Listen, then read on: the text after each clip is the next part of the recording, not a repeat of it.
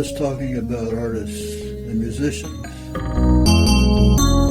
I'm talking about anyone who creates goods and services that other people want. You know, people who work. That would include waitresses, plumbers, carpenters, production line workers, and many others. These are the people who are continuously creating wealth. These are the people who have a net positive effect on the economy and on people's lives. These are the people who deserve our respect and our support.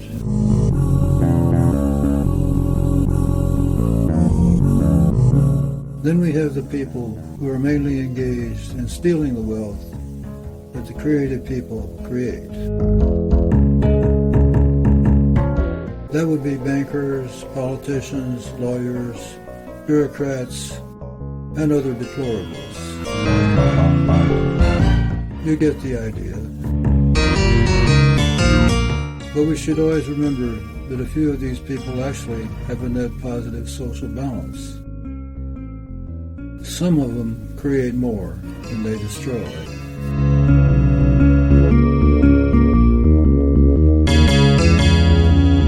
When evaluating anyone's net worth, we should be careful to do all the moral accounting honestly.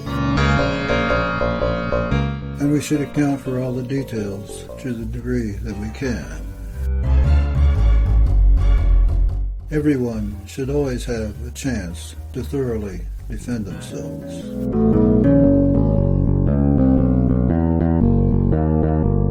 In general, if you create more than you destroy, you have a positive social balance.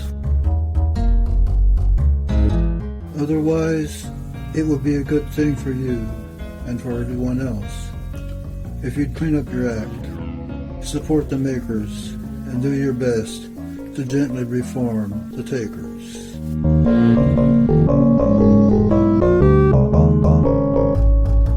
There seems to be a sort of authoritarian cycle. We get periods of mass insanity, which are usually referred to as either riots or wars. Fortunately, most people prefer to avoid entanglement with wars and riots.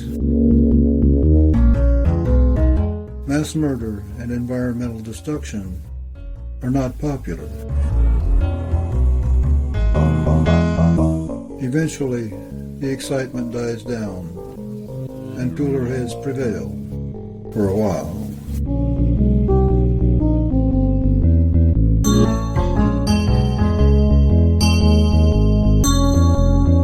I think we could ameliorate or eliminate the authoritarian cycle by basing our society on a better model.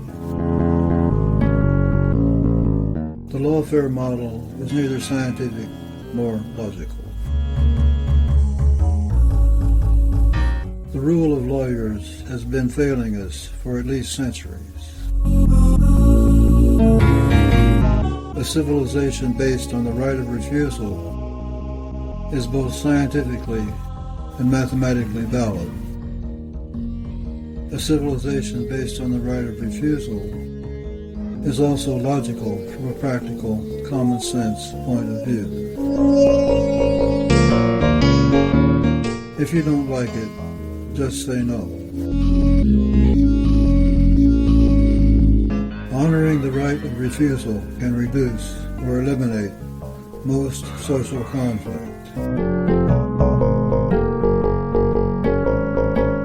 Our flawed legalistic model of governance accumulates social errors at a very high rate.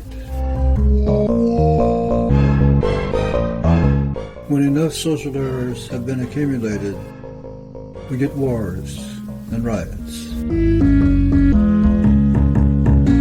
A more open and more free model would produce a lot less social errors and a lot more time between periods of instability. Open source governance would be a good thing.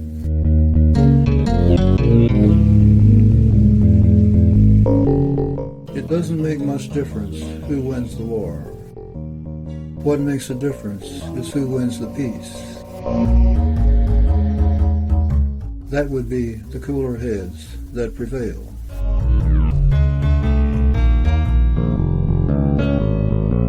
Before the war or after the war, it still boils down to a struggle between the creators and the criminals. The creators can decide what's created, when it's created, and who is allowed to use the created wealth.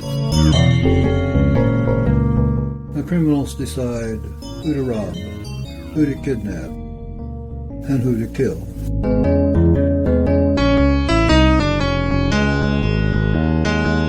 Thankfully, there are at least 100 times as many creators as criminals.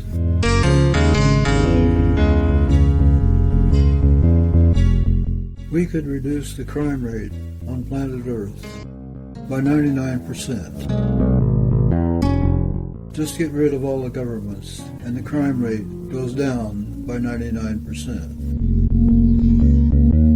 And all the creators will see their incomes immediately double.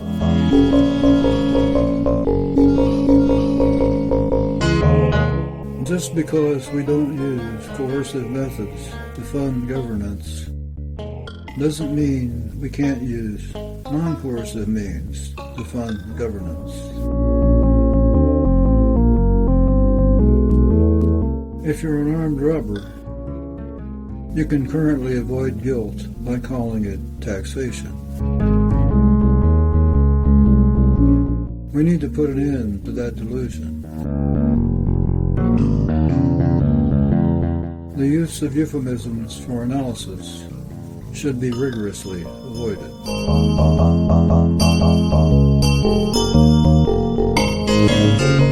Don't say taxation, incarceration, education, and war.